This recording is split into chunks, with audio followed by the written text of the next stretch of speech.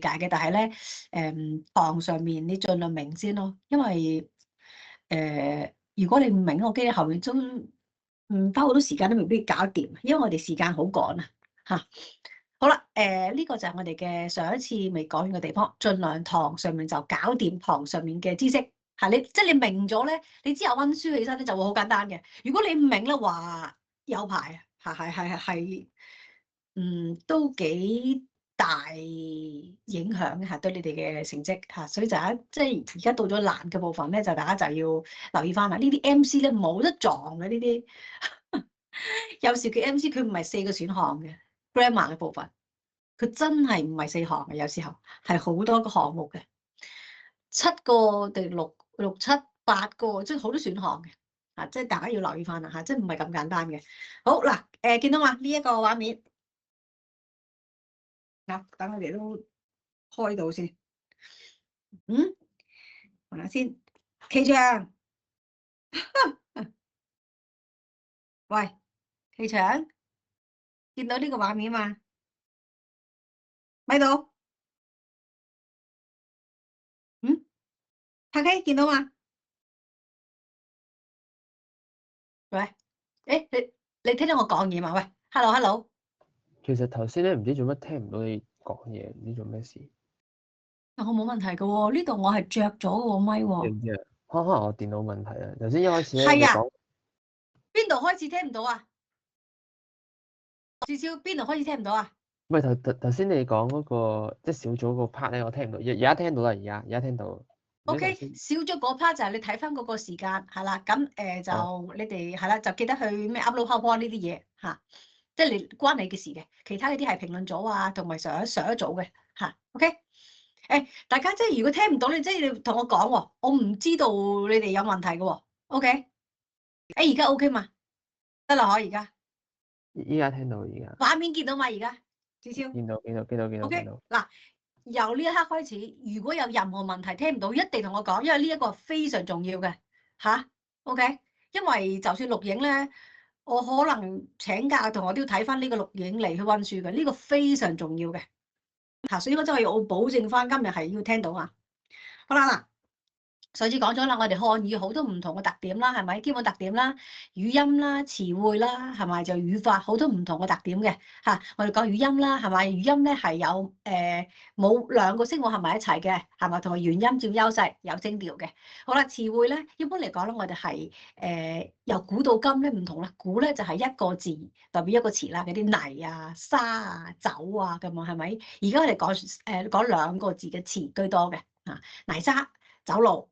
以前人哋叫妹，而家人哋叫妹妹；以前叫兄，我哋叫哥哥或者大佬，係嘛？總之就係咧，我哋係以雙音節詞為居多嘅。目前現代漢語嗱，呢個就係我哋同即係估唔同嘅地方啦。嗱，而家都係現代漢語嘅特點嚇。好啦，去到後面啦。到語法啦，語法上面咧，我哋都有啲基本特點嘅。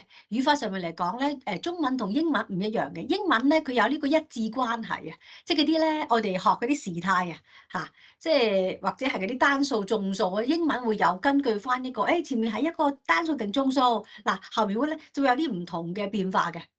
例如嗱，英文佢嗰個時態咧，如果係 yesterday 佢就 he was，係咪？如果 today 佢就 he is，嚇兩個人就 they are。係咪？tomorrow 就係 will be 嗱，即係你見到話佢個在咧呢度咧，要跟翻佢個時間咧嚟變嘅。中文就唔同啦，係咪都係在？他在這，琴日他在這裏，今天他在這裏啊。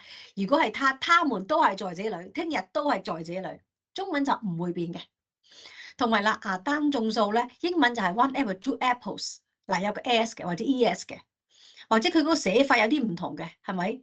但係中文咧，一個蘋果兩個蘋果。係咪？佢唔會有任何嘅咩蘋果咁樣嘅，我哋係唔會有呢一種嘅講法嘅。呢個就係我哋講嘅漢語係同即係現代漢語同外文唔同嘅地方啦，喺語法上。OK 嚇，好啦，後面啦，我哋喺嗰個語序上咧都有啲即係母語為中文嘅人咧嚇，即係佢哋中文母語者咧係會 feel 到一啲唔同嘅。嗱，例如啦，來客人了，客人來了，嗱呢兩句説話都係咁多個字。你轉一轉嗰個 order 咧，個意思有啲唔同嘅。嗱，唔再我嚟啦。嗱，我問個同學先啦。先，偉晴，喺度嗎？偉晴，喺度。來客人了，客人來了，你感覺上呢兩句說話有咩強調上面嘅唔同啊？有咩個環境底下中文嘅時候呢兩個有咩區別啊？來客人了，強調啲咩？強調個客人。咁客人來了咧？強調來了。係咪調轉翻咧？來客人了應該係嚇來個客啦，嚇知有個客入嚟啦。咁嗰個客人來了咧，可能係指嗰個可能 book 咗嘅，係咪？即 focus 喺嗰個客啊多啲嘅，其實嚇即但係你可以 feel 到呢兩個有少少唔同嘅側重點啊，有少少嘅嚇。如果唔係嗱，睇翻第二個下雨了，雨下了，咁你即望下兩個嘅情景底下，即幾時會講呢一句，幾時會講第二句咧？阿偉晴，下雨了同雨下了。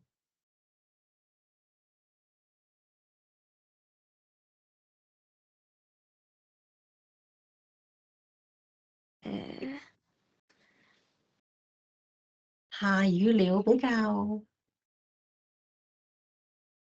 感覺上好似陳述啲咩？落雨。係啦，咁雨下了之後，你覺唔覺得後面會加翻啲嘢啊？啊，雨落啦，啊咁之後點啊？係嘛？係可能真會佢有少少即係跟啲嘢嘅，係咪啊？佢咪單純佢講啊落雨啦咁簡單嘅嚇，雨下了咁之後會有嘢嘅，係咪啊？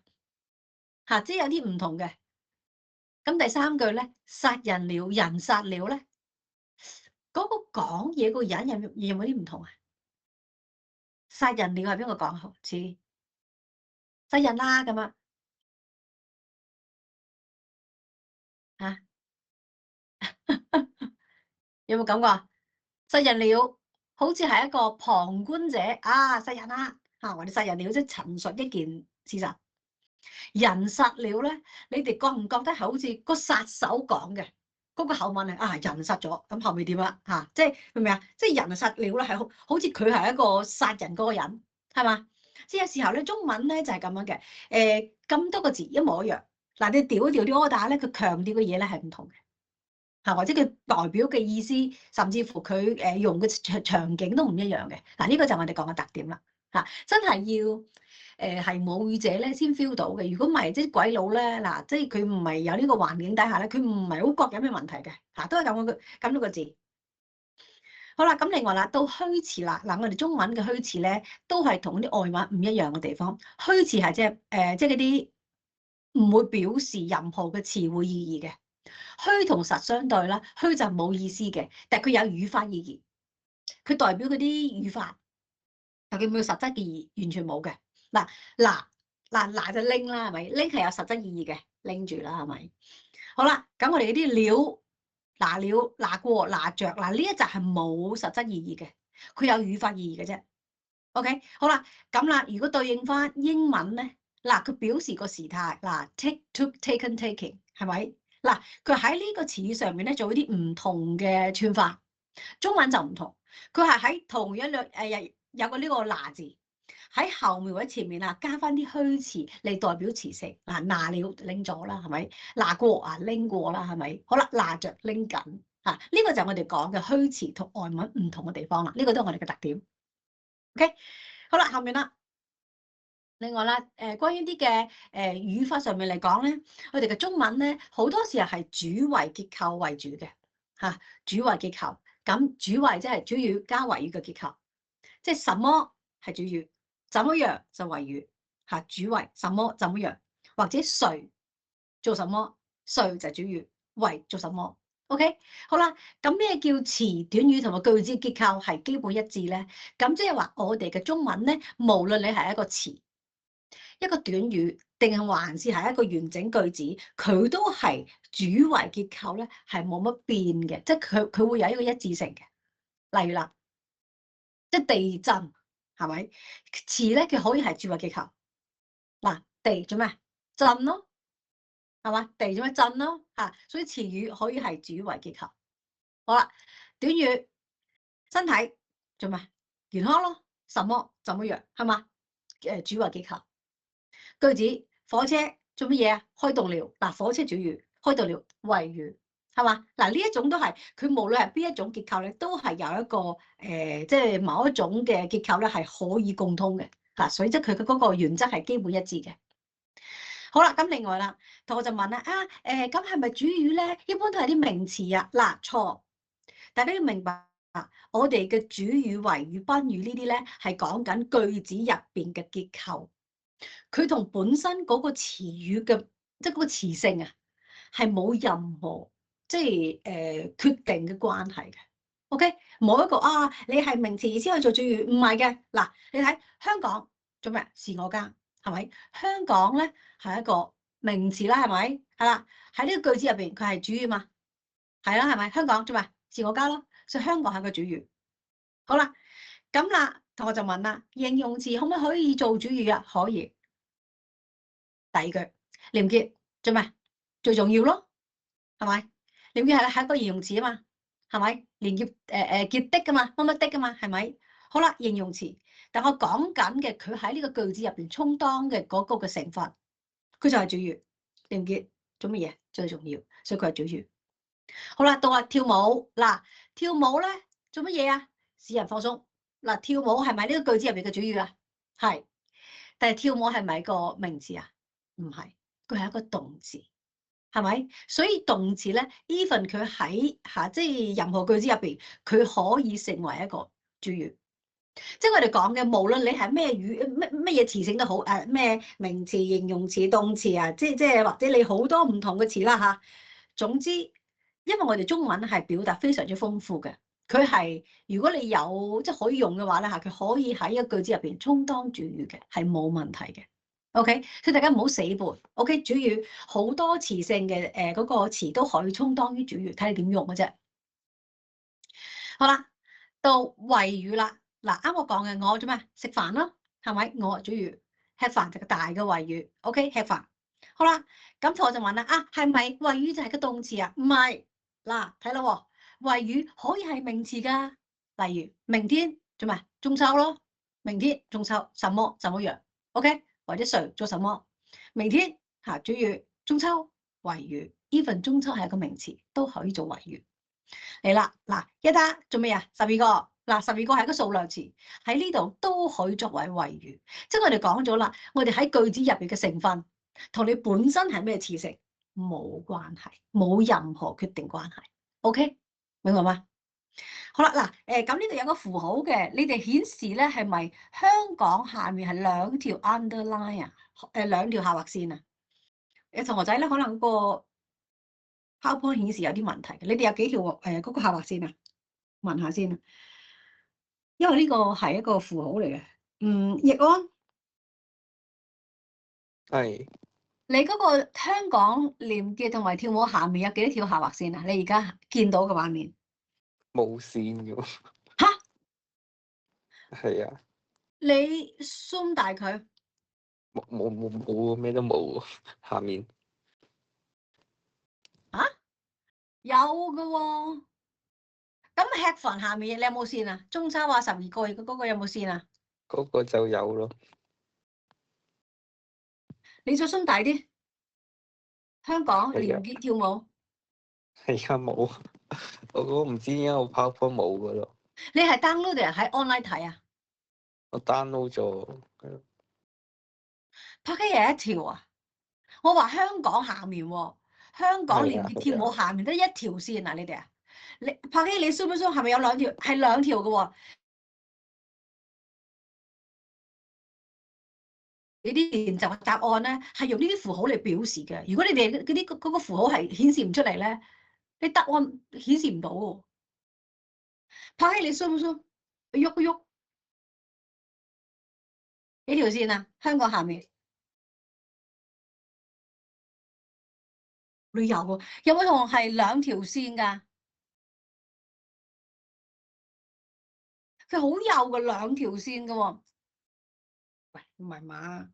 每一年都有呢個狀況。喂，有冇同學係兩條線㗎？話俾我聽，你哋係用咩開㗎？ Adobe 啊？你用咩開翻呢個 PowerPoint 㗎？喂，呢個重要喎。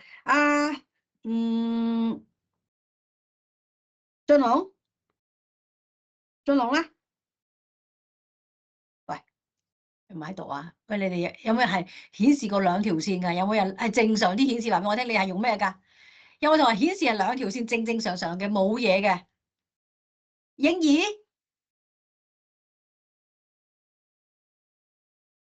喂，後影兒喺圖書館。影兒，你有幾條線啊？一條啊？唔係喎，係兩條。咁你哋手加啦。嗱，香港廉潔跳舞係咪兩條線嘅？兩條 underline 㗎啊？話咁後面我要同你哋講一講先啦。主要係兩條 underline 嘅 ，OK？ 記得啦，佢自己加。謂語係一條 underline，OK？ 嚇，自己人手加啦嚇。好啦，後面啦，嗱。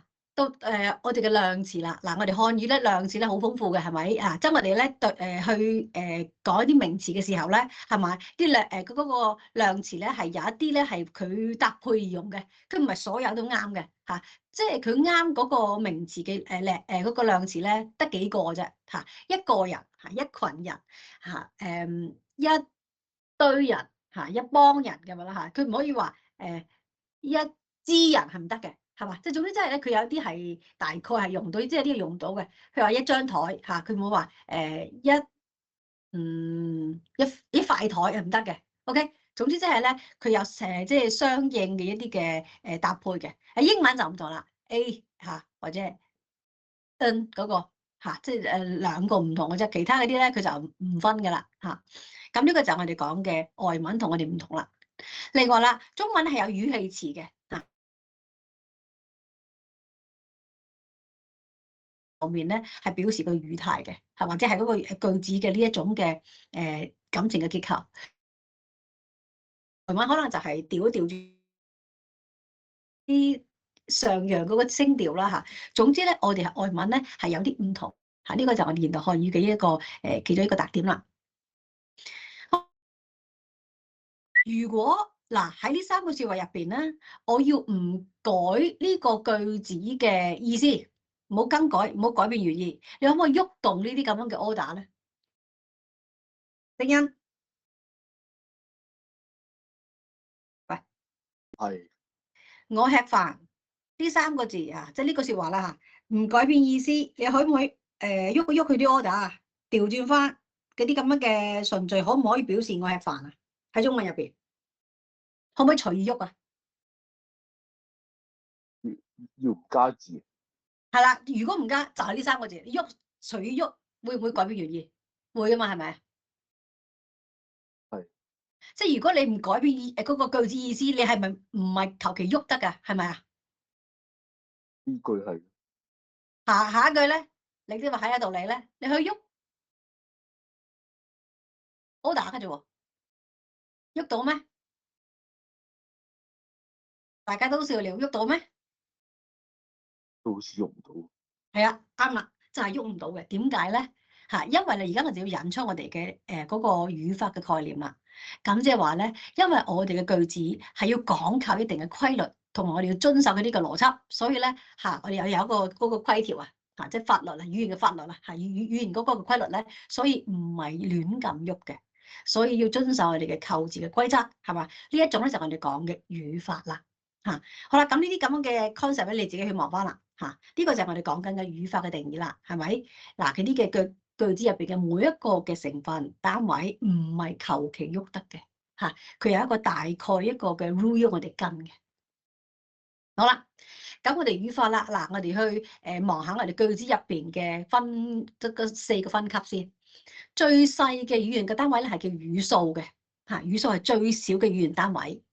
咁你語數咧嚇再大啲啲咧就係詞啦。嗱，再大啲啲咧就短語，再大啲就句子，4個分級。咁咧語數咧係最細嘅語音同埋語義嘅結合體，即係一個語數咧係得一個意思嚇，得一個即係得一個意思得嚟咧，佢係一個音嘅嚇。如果係多個音咧，冇問題嘅。總之佢要表示一個意思，就係一個語數嚇，單丁一個意思。好啦，我哋望翻啦嗱，所以你哋留意翻呢啲咧，我驚佢考呢啲 MC 啊。嗱，語數係乜嘢嘅語言單位？詞係乜嘢嘅語言單位？短語係乜嘢單位？句子咩單位？你哋打粒聲喺度，我驚佢考有啲混淆呢度。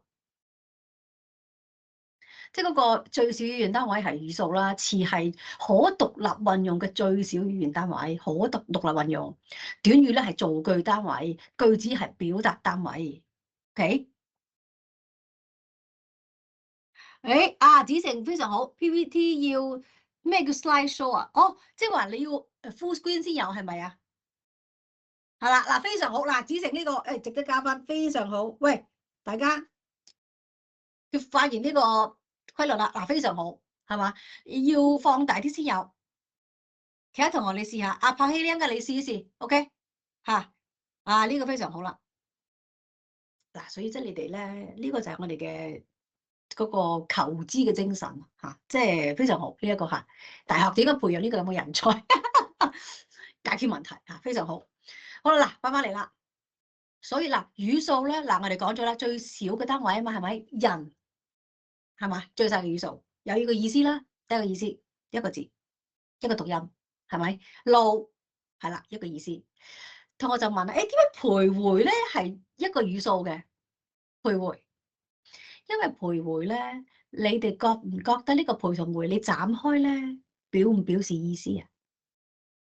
表示唔到噶嘛，係咪？嗱呢一集咧係啦，硬係要拼埋一齊咧，先至表示一個意思嘅呢一種，我哋係即係就佢視佢為一個語數，因為佢唔斬得開嘅，斬開唔表意嘅。OK，所以呢一個就係我哋講嘅，有少少特殊情況啦，因為佢有兩個字。OK，好啦，到詞啦。大家就問啦，呢個紙張闖出老牛呢個我明，點解走同天係一個詞嘅？大家要明白語數同詞咧，佢有共通嘅地方，即係兩者會有交叉點嘅，即係有一部分嘅語數佢係屬於詞嘅，明白嗎？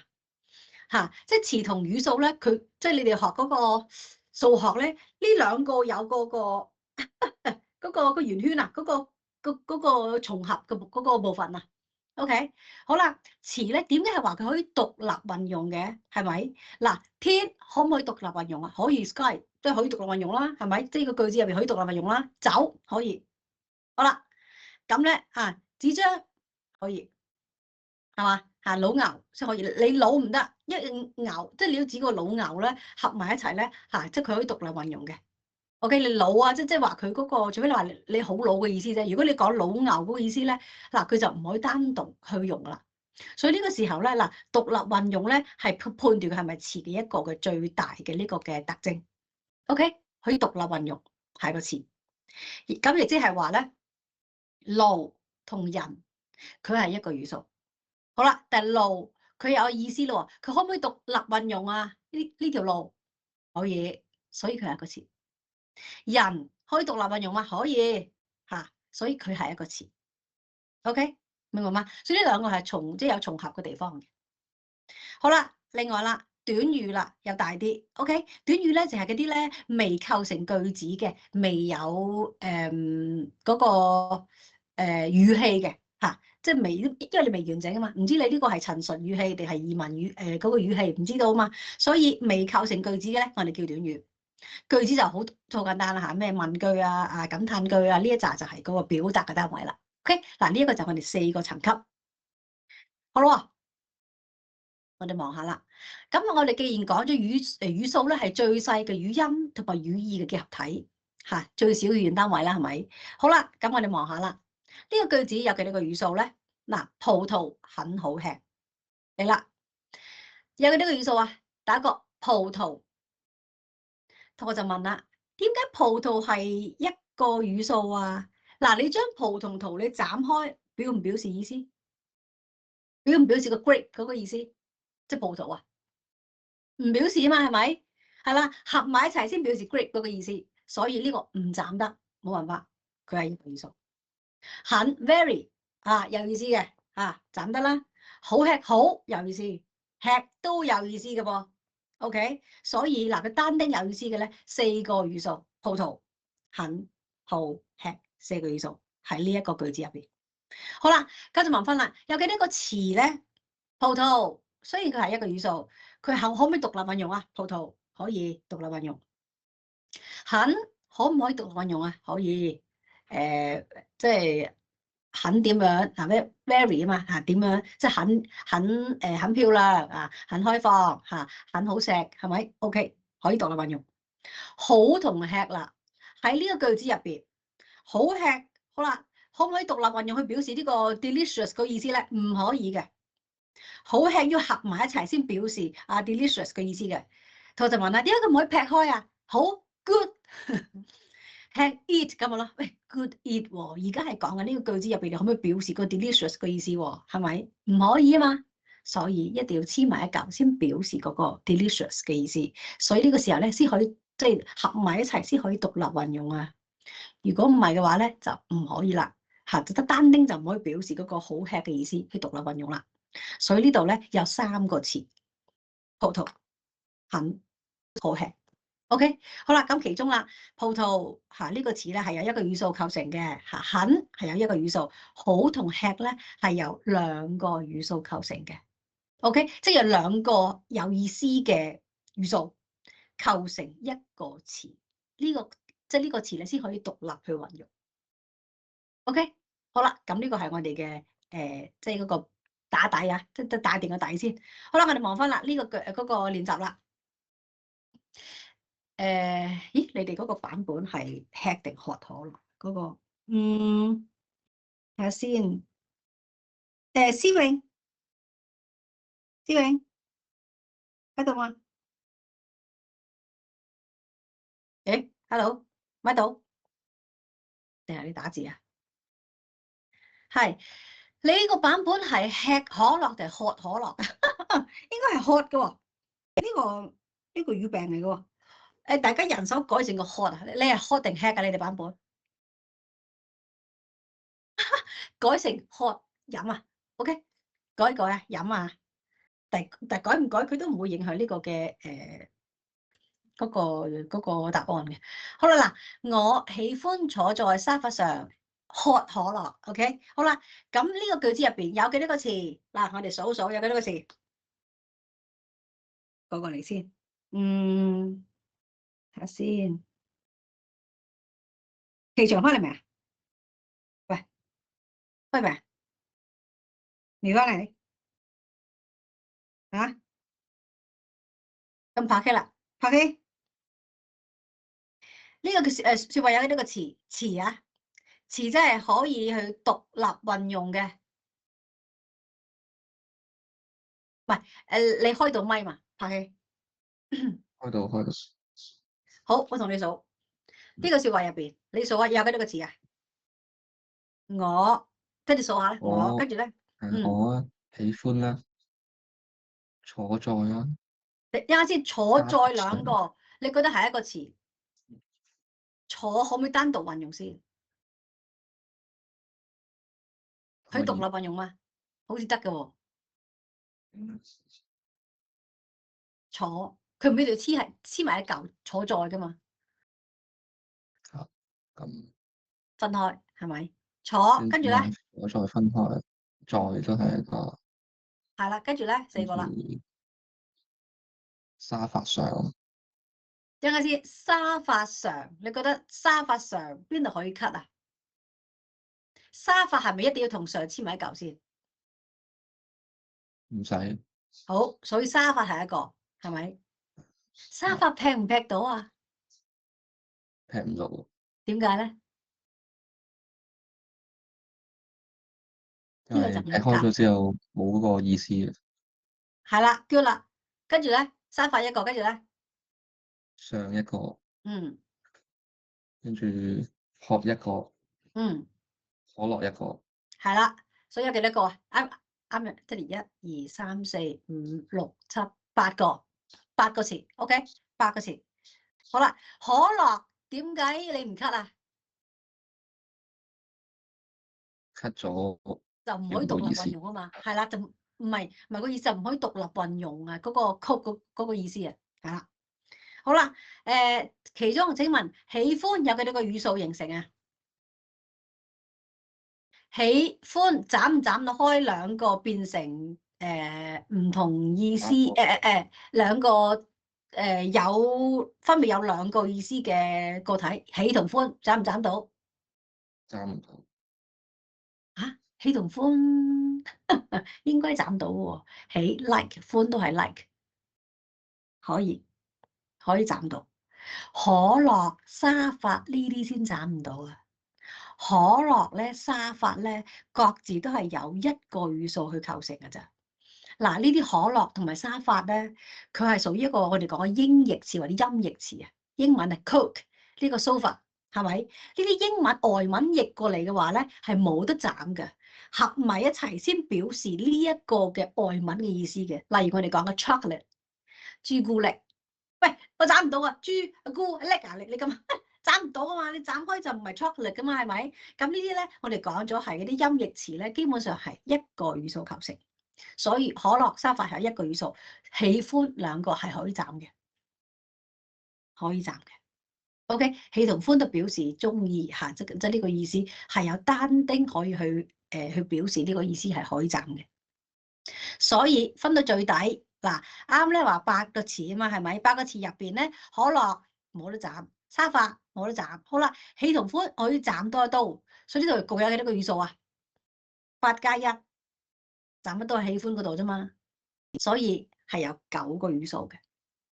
OK， 9個語數。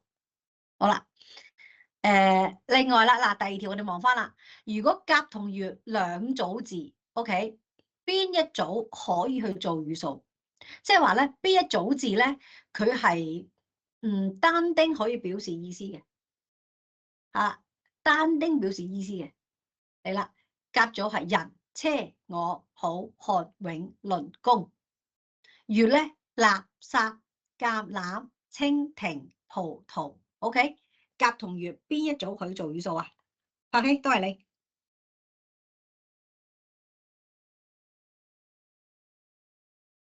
可以。Sorry，窒咗。甲定乙啊？甲定乙？甲咯，甲可以。係。OK， 好啱啦。因為乙咧呢啲垃圾咧，你劈開垃同圾唔表示意思嘅喎。你合埋一齊先係 all rubbish 嘅意思，係嘛？橄欖一樣嘅。嗱，呢一集就係我哋講嘅，呢一啲係冇得話單丁去做語數嘅，要合埋一齊先表意嘅。OK， 嚟啦，請大家抄答案。OK， 喝啦，喝可樂嘅，咁鬼嘢嘅。抄啦嚇，因為過咗就冇呢個答案啦。OK， 嗱，8個詞啦，9個語數啦嚇。好啦，咁呢一集就係佢哋講嘅詞同語數嘅區別啦。睇下先，子成抄完未啊？抄完未？抄完話俾我聽，跟住我跳翻下班。抄完。OK，thank you。好，係咪啦？嗱，咁啦，到我哋嘅另外一種分類啦。嗱，語數咧，如果我哋唔按照啱嗰種分啦，嗱，按照嗰個音節嚟分，音節嚟分。好啦，其中音節嚟分嘅話咧，就按照嗰個音有幾多個，就分成唔同嘅語數嘅類別啦。嗱，單音節語數咧就係一個字嘅語數，因為就講咗啦，一個音節就一個字，單音節就一個字嘅語數。OK。咁雙音節咧就兩個字嘅語數，咁多音節自然就係多個字嘅語數啦。OK， 好啦，嗱，所以一個語數表示一個意思啊嘛。嗱，人啊、去啊、學啊，嗱呢個都係一個音，一個字，一個意思，係咪？單音節語數，呢個都明啦，係咪？兩個音節，嗱呢一集咧好多時候咧係連綿詞，嗱我哋講啲連綿詞咧嚇。即係指嗰啲兩個咧一齊都打孖，差唔多都打孖上噶啦。同埋咧，佢嗰個詞咧，佢又分個雙聲連綿詞同埋疊韻連綿詞。OK， 好啦，咁除咗係連綿詞咧，一係就係音譯詞，即係外文。啱我講，即係我舉嗰啲咩 chocolate 啦，即係舉嗰啲英文咧外文譯過嚟嘅，去直譯外文嘅，但係外文係串噶嘛，我串咗之後。用翻啲差唔多字嘅呢啲咁樣嘅中文字去譯翻佢出嚟嘅，咁係表示一個意思嘅啫。所以咧外文咧好多時候咧都係我哋講嘅多音節啦或者雙音節嘅語數會多啲嘅，係嘛？因為英文啲串咧佢可能串一個音咯，係幾個音咯，係嘛？其實我哋講嘅巴士 bus 咁啊，係嘛？咁呢個都係一個語數㗎。咁巴同士啫，你斬唔到，你斬開就冇呢個 bus 嘅意思㗎啦嘛，係嘛？咁呢一集就我哋講嘅音譯詞啦，係嘛？好啦，咁我哋講呢個連名詞先。咁呢個連名詞咧，嗱，雙聲連名詞係咩咧？就指翻嗰個詞咧，佢個兩個聲母咧係一樣嘅。嗱，望翻啦，秋簽嗱呢都係秋嚇，簽嗱得嘛 ？OK，榴同蓮都係 L 榴蓮。普通話讀都一樣嘅嚇，都係呢個聲母咧係一樣嘅，叫雙聲，兩個聲母一樣嘅雙聲嘅連名詞，佢冇得斬嘅嚇，合埋一齊先表示呢個意思嘅。係嘛？好啦，咁疊韻連名詞咧，疊韻即係後邊嘅兩個韻母係一樣嘅。嗱，緬甸都係 in 係嘛？嗱，窈窕都係 窈窕 OK， 所以呢兩個都係疊韻嘅連名詞，呢啲係斬唔到嘅嚇。雙聲嘅同埋疊韻嘅連名詞，同埋一啲咁嘅音譯詞咧，好多時候都係我哋講嘅雙音節語數。OK， 佢斬唔到，代表一個意思嘅啫。到多音節啦，多音節咧就嗱呢啲咧一般上嚟講咧都係音譯詞居多啦。嗱，我舉個朱古力 chocolate， 白蘭地酒啊嘛，係咪？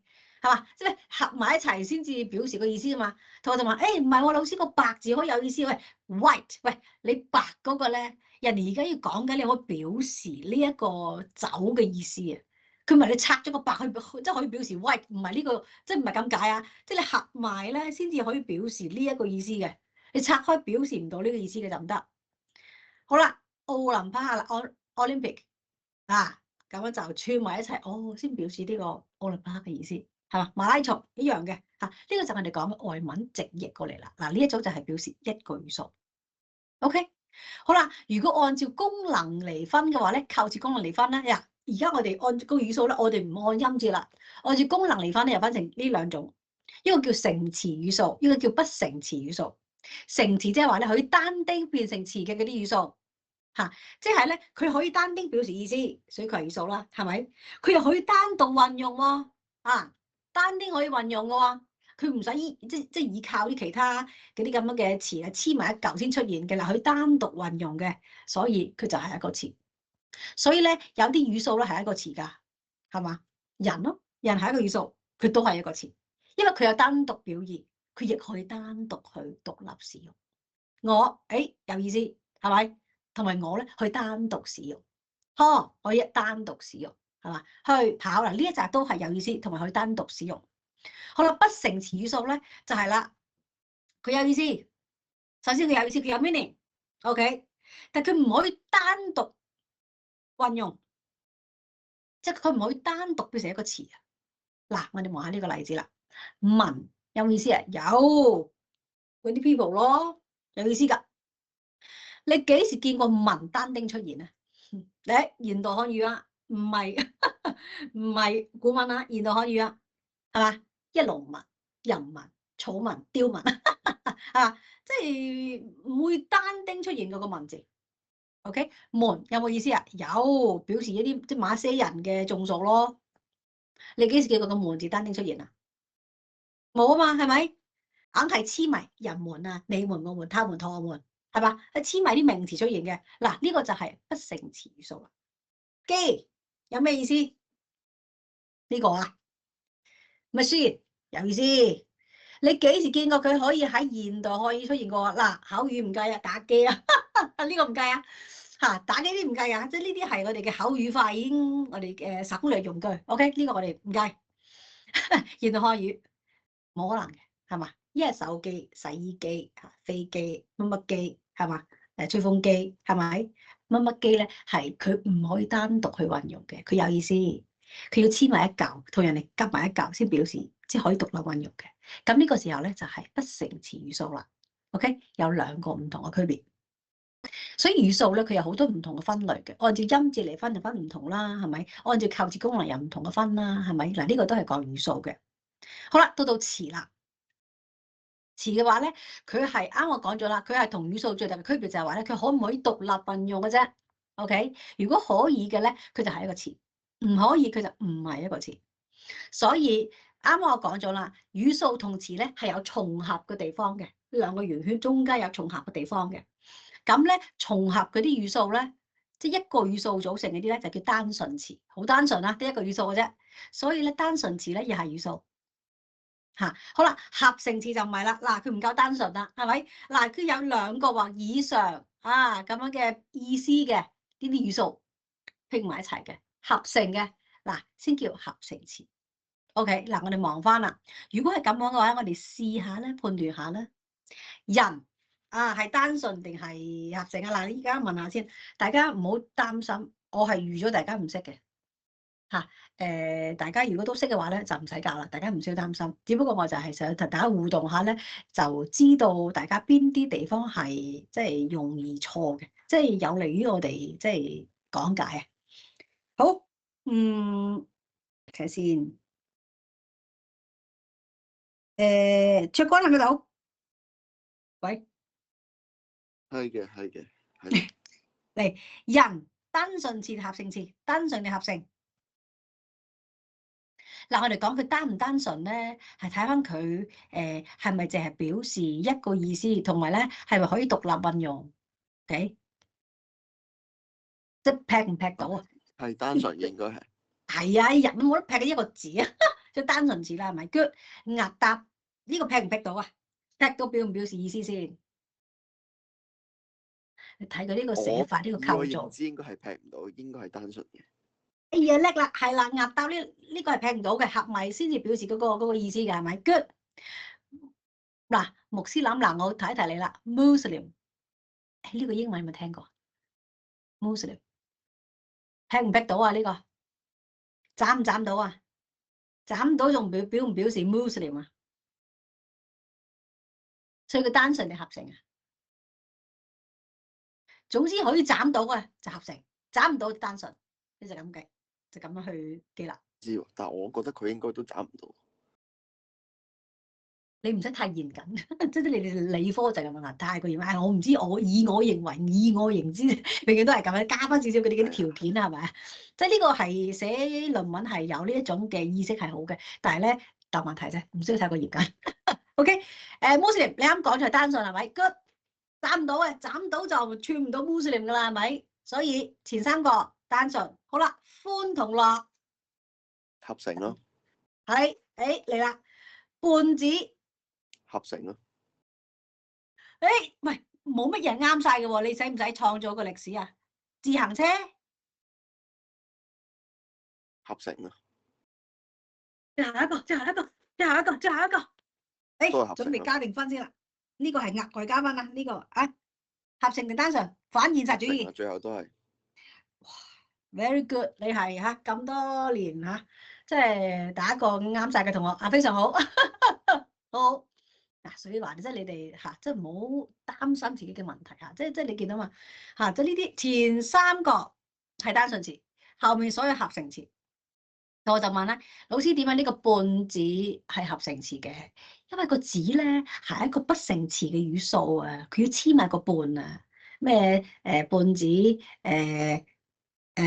傻子或者係啲咩係咯，例如孔子嗰啲即係呢啲啦佢個係一個詞序啊，佢黐埋一齊用嘅，所以佢兩個黐埋一齊先合成呢嗰個意思即係你話半可以用啫，但子唔可以啊嘛，係咪？好啦，自行車點樣合成啊？乜嘢車咩車喎？嬰兒車咩乜乜車乜乜車，自行車乜乜車，咁呢個都係一種合成詞啊，係嘛？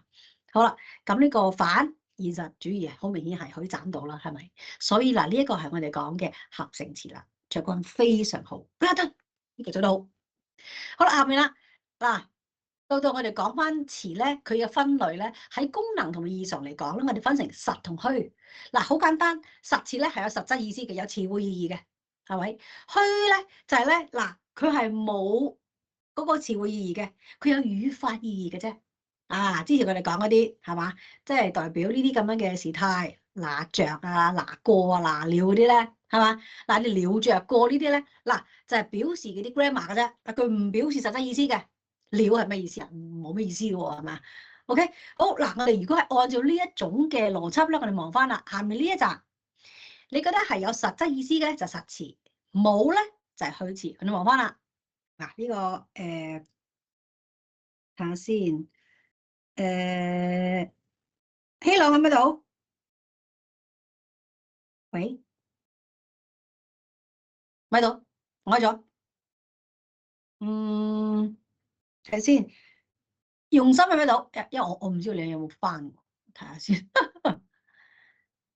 咪度，係喎，唔喺度喎，睇下先。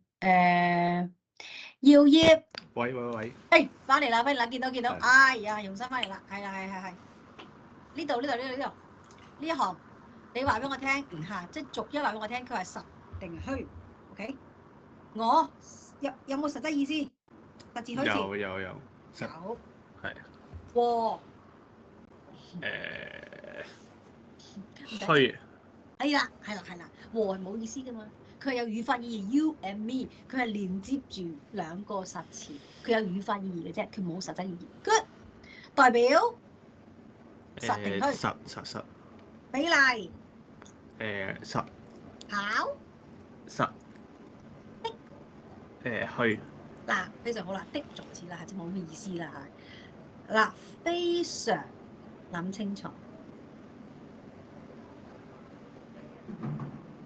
實詞啊！哎呀，啱喎！誒點解咧？呢個難嘅喎，點解咧 ？Very 咧，呢個實字咧，佢表示一種幫佢添色咗。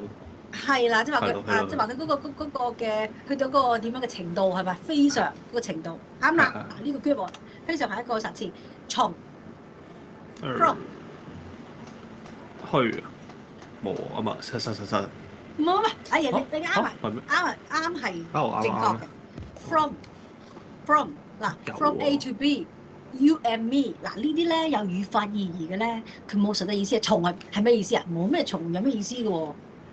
由呢度嗰度咧，佢連接住啲實詞嘅，所以從咧係一個虛詞。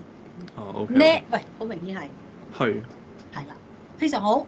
嗱，我哋又即其實我當你啱嘅嚇，非常好啦。咁呢度就係咧，我代表美麗跑，非常係實詞嚇，其他係虛詞，非常好。所以即係你哋咧嚇，即係甚至乎有啲係好過有啲學文科嘅同學添嚇。即係文科班咧，可能都未必係夠我哋咁即係理性去學。記住未啊？呢個 OK 咯，咁跳翻下版喎。嗱，理科生你又學得好噶嘛，係咪？好啦，咁實詞啦，嗱呢啲咧我就唔多講啦，因為咧實詞呢啲咧嗱，即係包括啲咩啊？包括啲名詞啊、動詞啊、形容詞啊、數詞啊。嗱呢一集你都明啦，呢一集我就唔需要再多講啦，係嘛？嗱呢啲名詞、動詞，你哋呢啲係咯。可能難啲就加以係個動詞咯，存在個動詞咯，係咯，可能難啲啦。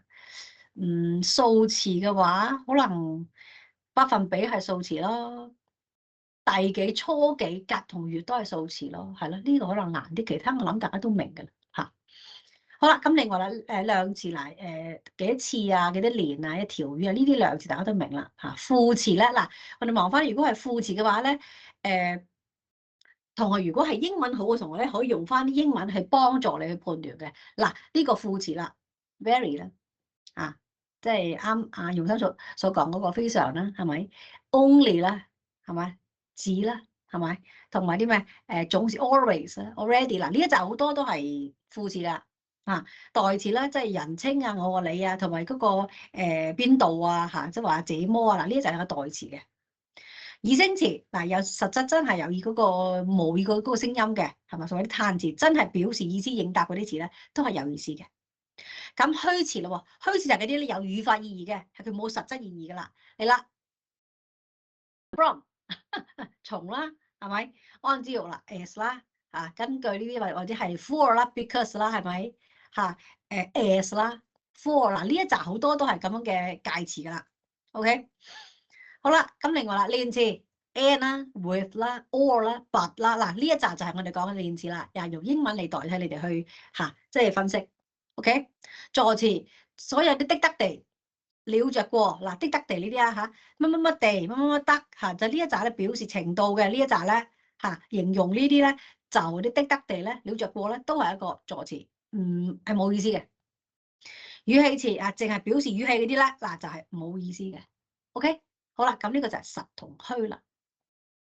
好啦，嗱咁咧關於我哋詞咧，佢有嗰陣時咧係有充當於兩個或以上嘅呢一種嘅兼類嘅，例如啦，代表呢個詞咧，嗱我哋望翻啦，佢可以有兩種詞性嘅，例如這些代表沒有資格代表我們，嗱呢個時候代表係個名詞，第一個。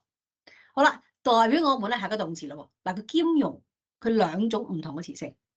好啦，另外啦，嗱兩地關係好密切，嗱呢個時候密切係一個形容詞。密切了兩地嘅關係就個動詞啦。好啦，下面啦，我們主張和談啦，主張係個動詞。好啦，咁我哋傾傾關於和平的主張。嗱呢個時候主張咧又係一個名詞啦。所以我哋見到嘛，有嘅時候咧，我哋嘅詞咧唔係一種詞性嘅啫，佢可以兼任唔同嘅詞性嘅。好啦，嗱我哋某位同學先啦。呢個有3個句子入邊啦嚇，即係你話我聽。標紅色嗰隻字，佢個詞性係啲乜嘢？唔緊要嘅，冇驚錯啊，錯都有分嘅。耀業，喂，喺度嗎？喺度。會用電腦嘅會字，會用電腦，識用電腦，呢個係個咩詞性啊？名詞？動詞。good啦。開會個會咧？打人個打咧？動詞。打今天起咧？嗱，我教你。誒，點解嘅？啱嘅，介詞點解？點講咧？係表示佢係從幾時開始嗰啲意思咁樣。啱啦！哎呀，你係咪理科嘅同學咧？你哋好多都好似係啊，識得點講咧？你哋有時候咧，理科嘅思維咧嚇，識得用啲 formula 嚟去 fit 翻佢啊。係啦，你哋換一個唔同嘅詞咯，打今天起咪從今天起咯，從咪 from 咯，係咪？所以係個介詞。Good， 一盆淨水，即係乾淨的水係咩？形容詞。地上淨係水，呢個係咩詞啊？你換一個詞，唔好用個淨字，同義詞。你啱識將呢個打變成從啦，淨可以用翻咩？代替。only。跟住係咩？只係水，所以佢係。喂，我一時唔記得咗頭先有啲咩揀。我可唔可以睇翻張先啦？而家 keep 翻你睇。副詞嘅。啱啦，係個副詞啦。OK， 副係嗰個叫啊，呢個嚟到呢個副啊，唔係嗰個根字邊啦，大家唔好寫錯字啊。OK， 副詞得未？我哋班 OK 話，目前冇乜人錯。OK 啊，理科嘅同學，如果你唔識嘅話咧，係啦，可以用翻啲你哋嘅思維咧去 fit 翻，用翻 formula 嚟做嘅。咁嘅話咧，我後面我可以俾2條 formula你運用呢2條 formula咧，你應該係呢個單元冇問題嘅。如果理科嘅同學，後面嘅知識點，你搞掂啦。阿瑤瑤，你都抄完啊嘛，係咪？因為你答嗰個人，你搞掂就搞掂啦。係。好。嚟啦，呢個就我哋講嘅練習啦。練習咧嗱，你見到啦，有可能係有名詞啦、動詞、形容詞啦，係咪？好啦，咁呢一紮咧，你可唔可以話俾我聽？嗱，我讀呢個詞啦，你就話俾我聽，呢個係名、動定形容詞 ？OK， 我哋試一試先。揾呢個同學先。俊熙，喂，係你答一答我先。嗱，先進名動定形容詞啊，即你哋，即我讀呢個你就話俾我聽，名同動或者係形容。先進，好先進。形容。進行。動。進行。動詞。進展。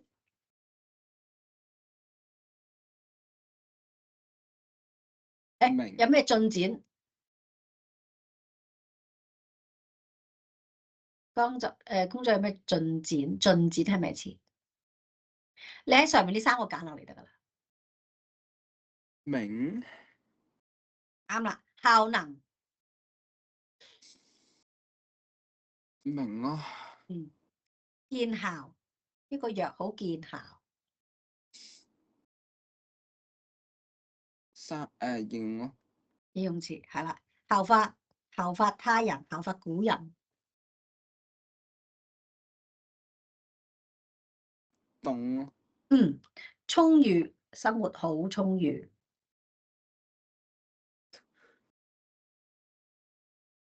應用咯。充滿，呢度充滿歡樂。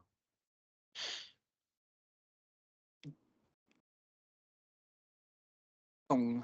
係啦，無充係無充他人喂。動。同意，我同意。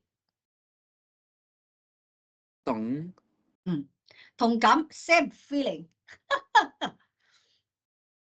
我都有同感啊。形容啊。我都有呢個同感 ，feeling 係咩？同樣嘅感覺。名詞。相同，我同你係相同嘅。名詞。相同的喎，我同你係相同，有相同嘅嘢喎。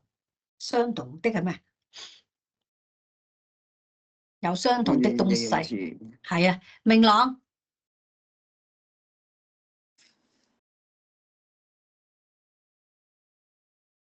已經好明朗喎。已經好明朗。係啦，明了。呢度應該有2個得呢個。動詞。可以做動詞，可以做形容詞，明了2個都得嚇。明天，明天喎呢個。名詞。觀點 point 喎喂。觀點。point 啊，你有咩 point 啊喂？名詞啊。係啊，觀察啊，係咩啊？動詞。美觀啊，呢個好美觀啊。呢個教室好美觀啊。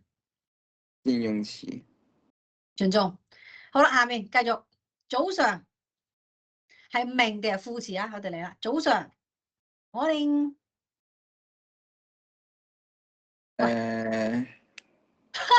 名同副你揀一個啊？上面呢度啊。早上，名定副？副。喺早上喎，早上喎。明啊。係啊，名詞啊。平時。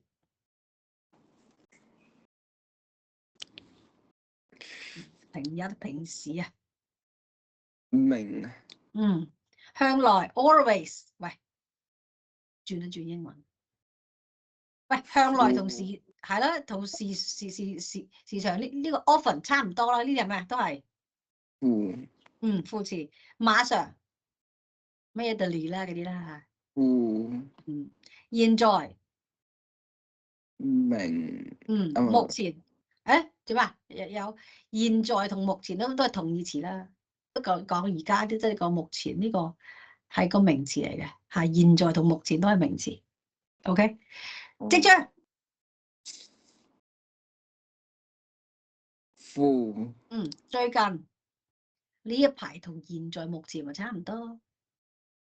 名詞。立刻同即將咪差唔多。副。係啦。OK，所以請抄答案。OK，你哋抄住先啊。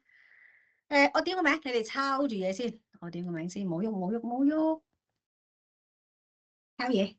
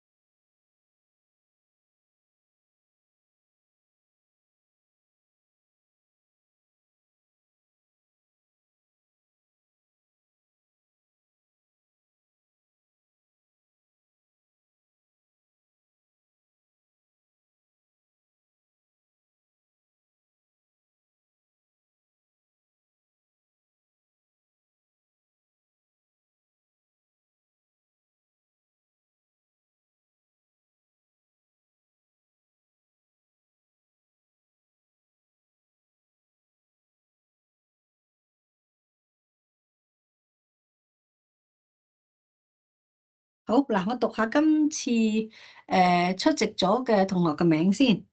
今堂啊，正因其長拍戲，思穎用心盡全，欣月影兒，姚葉偉晴，卓婷卓君，易安俊龍，俊熙子超，志晴漢文子成，佩晶 ，OK， 有冇漏啊？漏嘅應該同我講喎。好啦，咁應該我哋睇一陣再繼續。OK， 你抄你答我先，抄你先。OK。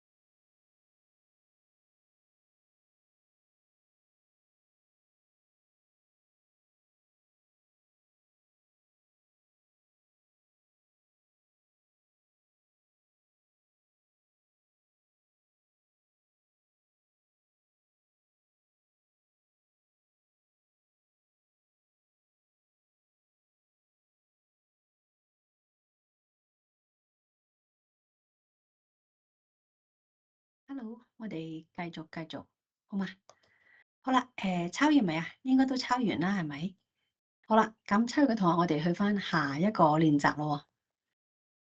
後面啦，嚟啦，呢個練習咧係你哋要喺紅色字入邊咧，嗱，你判斷佢動、介、連定係副詞咧 ，OK，去判斷下啦。嗱，我哋一個個嚟啊，特別啊，揾啲即係英文好嘅同學，可能比較容易答啱呢條，我睇下先。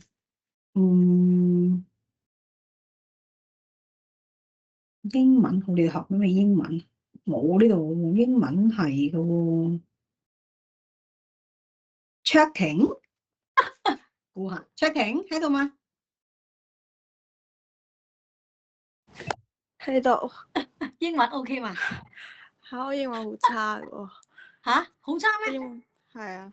應該唔，你謙虛啫，應該唔會。OK 你，唔緊要嘅。嗱，他給我一本書，大家冇記錯啊！我相信全班應該都冇人答啱嘅嚇，即係我哋一個個嚟嚇。好，他給我一本書，呢個給字，呢個係動、介、連定副咧？給紅色呢個給字，動詞。動詞係啦，咁即係英文就係他即係 give 啦，係咪？或者係 gives 啦，係即係俾我一本書啦，係咪？啱啦。咁咧，他給我買書咧，咁呢個給仲係咪動詞咧？嗱，如果他給我買書咧，你變成英文係咩？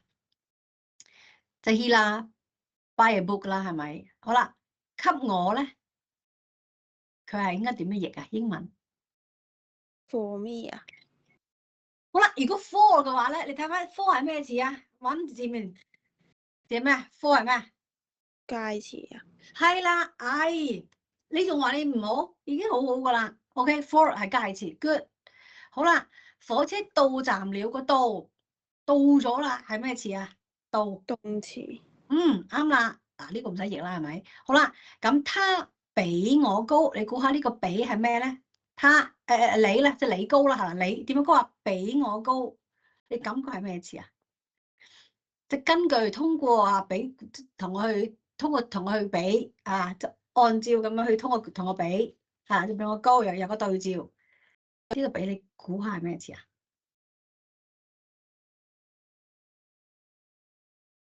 動詞啊。唔係，比唔係一個動詞啦嚇，因為咧你高本身就係個主語，你做咩高咯嚇，係個謂語，一個句子可以冇動詞，冇問題嘅，冇問題嘅。好啦，你高係個主謂，嗰個主謂結構啦。點樣高啊？比我高，你記得呢個比咧嚇係通過嚇呢一個同我比，根據同我去對照嚟，呢個係一個介詞嚟嘅。你記得比呢啲比乜乜啊？再乜乜啦，好多嘅時候咧，呢就叫介詞短語，所以呢個係個介詞，比係個介詞。嚟啦，我跟他去，嗱跟 and 係嘛？和我和他去，佢係個咩詞啊？連詞。好啦，連詞好咯喎，咁呢個時候就唔係連詞啦，下一個我就跟他去，嗱呢個時候跟就唔係嗰個即係嗰個 and 啦喎，即係好似跟好似係 follow by 嘅，即係跟住嗰個去喎，跟住佢去喎，咁呢個時候跟係咩啊？動詞。我去先係我發出嚟嘅動作 ，OK， 我去係動詞，好啦，咁跟他呢個跟咧，唔係呢個跟蹤，係 follow by 個 by 嘅，其實佢屬於一個 follow by him，咁呢個係咩？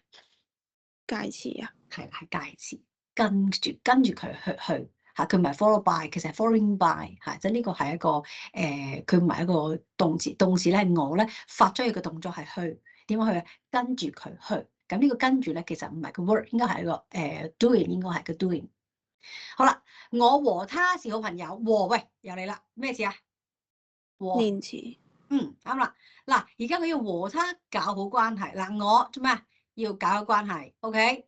點樣啦？同邊個啊 ？With him， 嗱而家呢個 with，OK？ 好啦，咁呢個 with 咧係陪着啊，隨着呢個隨着佢嚇去搞呢個關係，呢個和他 with 咧喺呢度咧屬於佢就唔係連詞啦，睇咩詞啊 ？with 介詞。係介詞 with。比啊呢啲咧嚇，就係佢哋講介詞。好啦，呢件事在方式上在方式上喺英文點樣譯啊？英文咧我唔知你有冇學過呢啲咁嘅短語咧，在某啲地方 in 乜乜乜 on 乜乜乜 at 乜乜乜嗰啲咧，方位嗰啲咧 in on at above 嗱，嗰啲方位嗰啲咧，全部係介詞短語，所以在方式上就係 in this way 係嘛 ？in ways 嘛 ，in 咩方式嘛係咪？所以呢個在係咩語啊？係咩詞啊 ？in 乜嘢？介詞 good 好啦。他在客廳，我在廚房。嗱，呢個時候就唔同啦，佢就唔係 in 啦。呢個在係咩詞先？你語感上，佢喺客廳嗰度，佢存在客廳。我存在喺廚房嗰度。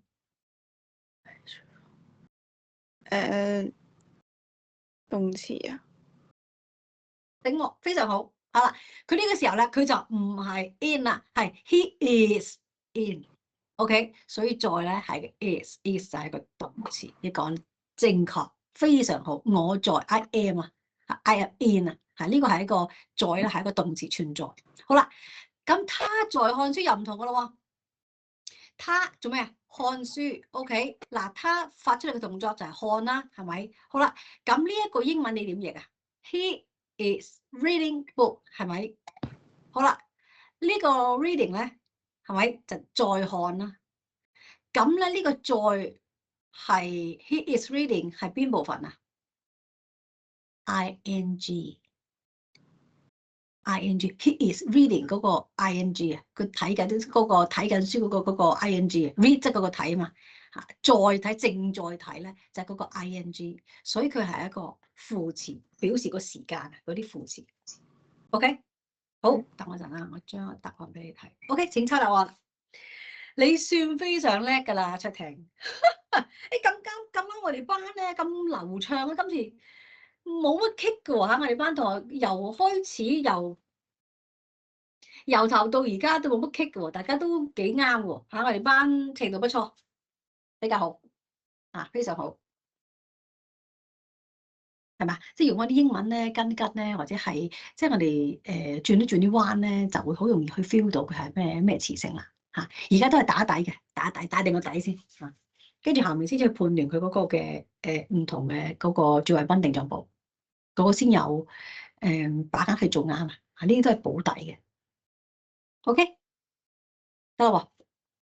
好啦，如果完咗嘅話咧，去翻後面啦，後面到短語啦。OK， 好啦，咁短語嘅話咧，嗱有好多種唔同嘅分類啦，係咪？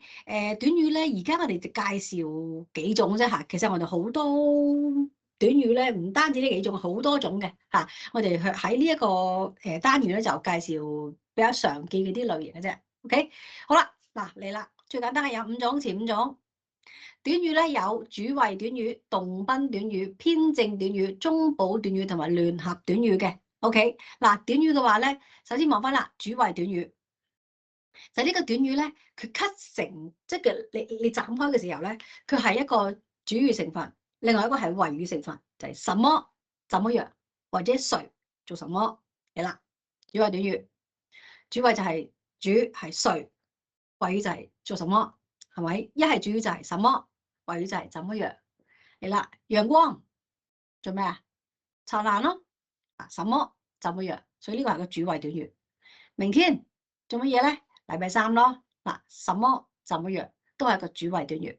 OK， 呢個唔難嘅。好啦，到動賓啦。嗱，呢個嚟咯喎。嗱，動詞啦，係咪？加翻一個動詞嘅作用對象。OK， 好啦，咁呢個時候就係個賓語啦。嗱，我哋講嘅主謂賓語、主語、謂語、賓語就係我吃飯啦。我係主語，吃係謂語，吃嘅對象係咩啊？係賓語，所以賓語係一個飯啦。OK， 所以同你喺呢度啦。學習語法，學習係個動詞，語法係學習嘅對象，所以學習語法係一個動賓短語。看係一個動詞，看乜嘢咧？看個對象，呢個作用嘅作用對象電視，看電視就係個動賓短語，唔難啦，係咪？嗱，吃飯都係個動賓，係嘛？好啦，嗱到編正短語啦，編正有啲難嘅，你將佢理解為總之兩嚿嘢，有一個係正項，有一個係偏項。正項咧就我哋講嘅嗰個嗰個對象 ，OK， 可以當佢成為一個被修飾、被限定嘅對象 ，OK， 好啦，咁咧前面嗰個偏項咧係偏向於正項嘅，即係話佢前面嗰橛咧係修飾佢嘅，或者係限制佢嘅。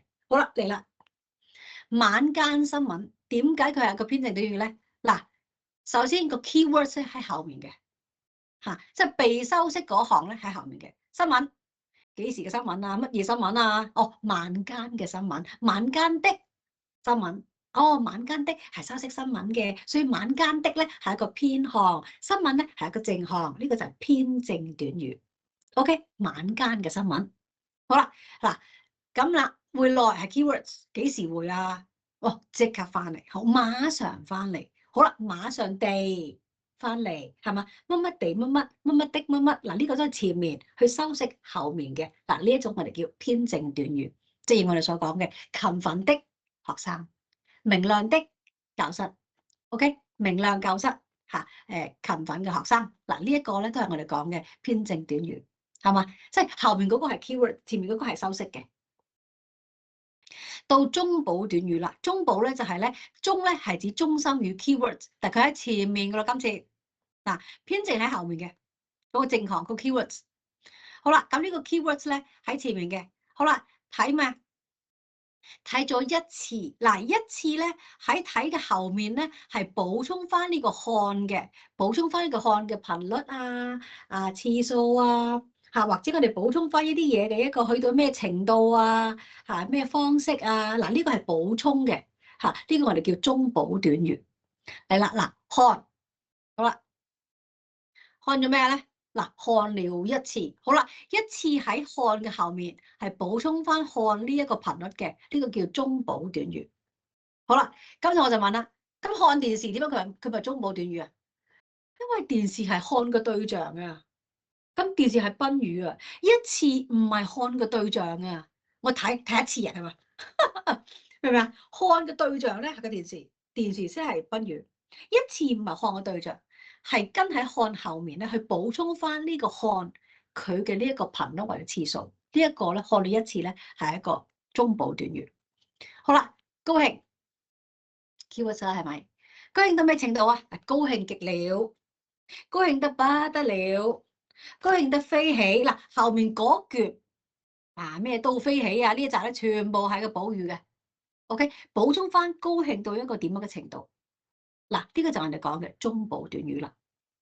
好啦，到聯合啦，聯合即係個並列短語啦，並列啊嚇，即係聯合短語咧，就兩個咧，嗰兩嚿嘢咧，佢係叮當碼頭嘅嚇，即係冇修飾被修飾啊，主謂啊，冇呢啲關係嘅兩個意思，同埋兩個嘅係平級嘅嚇，冇任何偏向嘅，兩個都係你可以指佢係一個近義啦、相似啦、相反啦，總之呢兩個嘅關係咧，冇邊個高邊個低，平起平坐。調查研究兩個都差唔多。調查研究係咪兩個都平起平坐？聰明伶俐呢個都係嘅，平起平坐。嗱，呢個就係一個並列短語啦。OK， 好啦，到後面啦，有啲係難啲嘅短語係啦，呢一集啦嚇。好啦，連謂短語，連謂咧就指連動啊，即係咧有時候咧我哋嗰啲謂語咧好多時候係用動詞去充當嘅，所以連謂短語咧好多時候都叫連動短語嘅，即係兩個動詞黐埋一嚿。例如啦。出去走走嚟啦，出係咪動詞？係。打個走係咪動詞啊？係嘅。出去走走嗱，兩個動詞黐埋一嚿呢個就係佢連住兩個動詞嘅，就叫連謂短語或者連動短語。好啦，上山上動詞，踩藥踩動詞嗱，兩個合埋一齊，兩個連謂短語，即係兩個連動短語。好啦，咁另外啦，我哋要留意翻呢一個。呢個連謂短語咧，同下面個兼語短語咧係有啲相同嘅地方嘅。嗱，咩叫兼語咧？兼語即係話咧，佢入邊咧有一個或者有幾個嘅詞性咧，佢係可以即兼任咗唔同嘅詞性嘅，係叫兼語短語。嗱，請睇下打個，請他進來。好啦，咁啦，請他，好啦，請係個動詞 ，OK， 進又係個動詞。好啦，同學就會問啦，點解請他進來佢係兼語短語，唔係連動短語，即係連謂短語嘅，都係兩個動詞。我哋望翻啦，連謂短語咧，佢動作嘅發出者係一個人，係同一個人。我出去走走，出去嘅動作係我發出嚟嘅，走走呢個動作都係我發出嚟嘅，同一個人。我上山踩藥，我上山，我踩藥都係我。好啦，咁咧請他進來咧，嗱，譬如我請他進來，好啦，請呢個動作邊個發出嚟噶？我發出嚟嘅，我請他啊嘛，係咪？好啦，進來邊個發出嚟噶？係他發出嚟嘅，唔係我發出嚟嘅，所以咧佢動作發出者係唔同人咧，就唔係連謂短語啦。好啦，咁呢個說通之後咧，我哋望翻，咁點解叫兼語咧？嚟啦，呢個他佢充當於嗱，我請他，請呢一個動詞嘅賓語，請邊個？請他，係咪？好啦。咁佢除咗擔任咗請呢個嘅賓語，佢都擔任咗進來嘅主語喎。我請他 ，OK， 他係個賓語。咁啦，他進來，他係個主語咯，係咪？他係進來嘅主語喎，係咪？所以兼任咗賓語同埋主語兩個身份嘅兼任嘅，就叫兼語短語。同你有人不贊成 ，OK， 好啦。假如呢度有人不贊成，好啦，呢度人字。人係有嘅咩？有嘅嘢，呢度有人啊，我吃飯，呢度有人，有嘅賓語係人啦，係咪？邊個不贊成啊？人咯，人不贊成咯，佢又係不贊成嘅主語，所以兼任咗兩個身份，就叫兼語短語。好啦，下一個叫同位短語。同位短語咧，同前面我哋講嗰個聯合咧，好似嘅。我問大家，兩個叮當碼頭，船長、路障、叮當碼頭，點解佢係同位咧？嗱，你記得啦，叫親佢係同位咧，證明佢嘅兩嚿嘢係一模一樣嘅 ，exactly 就係佢。我們即係大家，船長即係嗰隻老將，係啦 ，OK。但係個調查研究咧，佢相近啫，調查真係唔係研究啊嘛。聰明唔等於伶俐啊嘛，佢相近啫嘛，係咪？但係船長 exactly 就係個老將，兩個講同一樣嘢。好啦，嗱，方位短語就我哋講嗰啲英文嗰啲咩外啊、乜乜女啊、in on at 啊，即係得啲雜啦嚇，即係我哋唔講啦，但係嗰啲叫方位嗰啲啦嚇。介詞短語嗱，呢個咧就係我哋要記啦，俾乜乜乜嚇，被乜乜乜，把乜乜嗱，被把俾嗱，呢一集就係我哋典型嘅介詞短語啦。佢成日咧黐喺嗰啲名詞前面嘅，被老師啊、被我啊、把衣服啊，黐喺呢啲名詞前嘅。OK，呢一個就係我哋講嘅介詞短語。嗱，呢集我哋講嘅短語嘅分類啦，係咪？好啦，嗱，咁啦，完咗之後咧，就到我哋句子啦。咁句子咧，我哋有好多唔同嘅句子嘅價值嘅咩陳述啊、祈使啊，即係呢啲我就唔講，大家都明白啦，係嘛？即係咩叫感嘆句啦，就唔講啦嚇。不過呢個祈使句咧怪啲，就祈使句咧係有一個命令啊 order 喺度啊，出去嗰啲祈使句啦嚇，就有一個順從價值喺度啦嚇，呢個有啲唔同。好啦，我哋去翻後面啦。如果係句子嘅話咧，佢分成單句同複句。一般嚟講咧，單句咧先有可以被分析嘅可能嚇，因為單句咧主謂賓啊、定狀補呢個係指一個單句入邊嘅。OK，因為複句咧係指兩個或以上句子啊，因為乜嘢所以你乜嘢，因為你中意我所以我中意你㗎嘛，呢啲咧係兩個句子拼埋一齊嘅，其實就係兩個句子㗎啦。嚇，所以換言之咧，考試咧考你單句嘅啫，唔會考你複句嘅。就算考你複句咧，佢都係 cut 咗一句複句，佢攞一句句子入邊，即係複句嘅一個句子啊，即係一個句子入邊係啦。就算複句佢都攞一個句子要你分析啫嘛，佢唔分析兩個句子嘅，冇可能嘅嚇，就係一個句子入邊嘅句子嘅成分嘅啫嚇，佢唔會考複句嘅。因為複句彼此 A 句同 B 句咧，唔會充當各自嘅任何嘅部件嘅。因為你中意我，所以我中意你。因為咧，佢後面同所以後面咧，互相係冇咩主語謂語，冇呢個分別嘅，冇任何關係嘅嚇。因為我哋淨係去分析單個句子啫嘛，句子為單位啊嘛。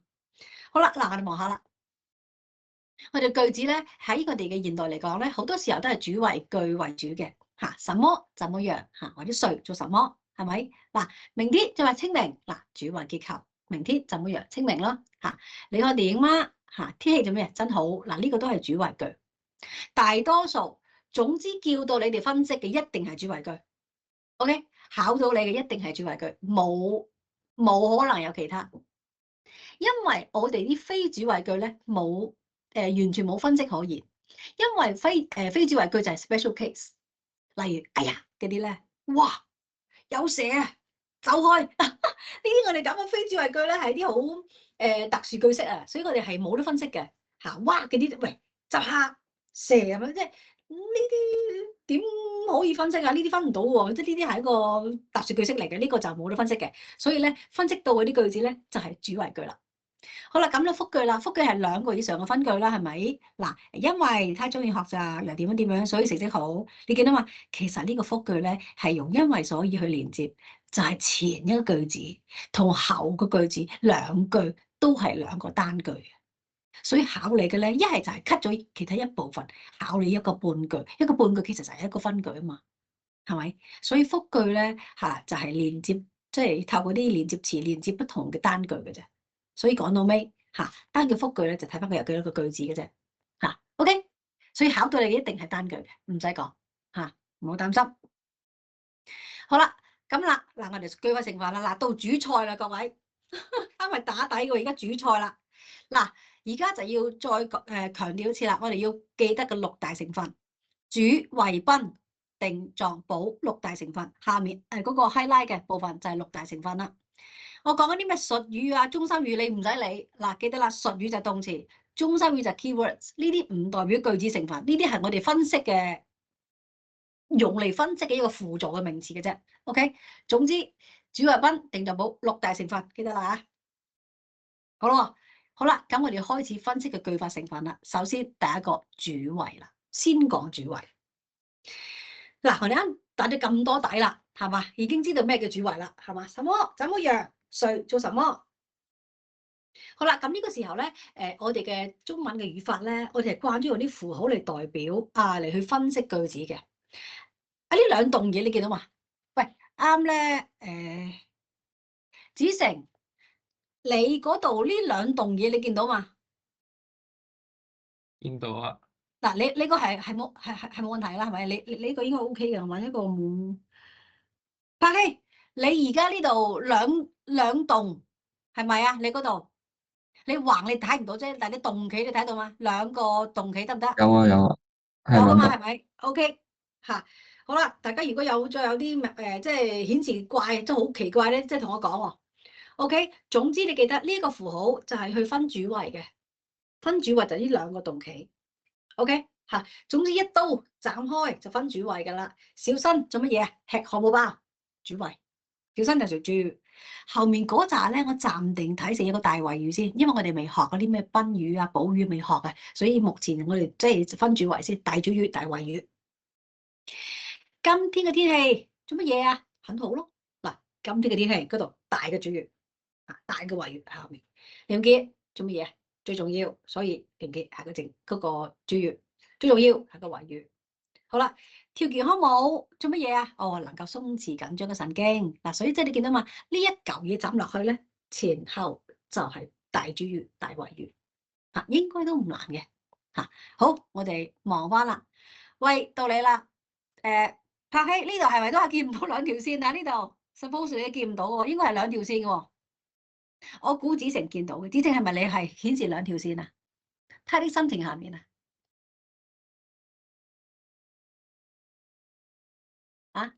子成你係咪顯示2條線啊？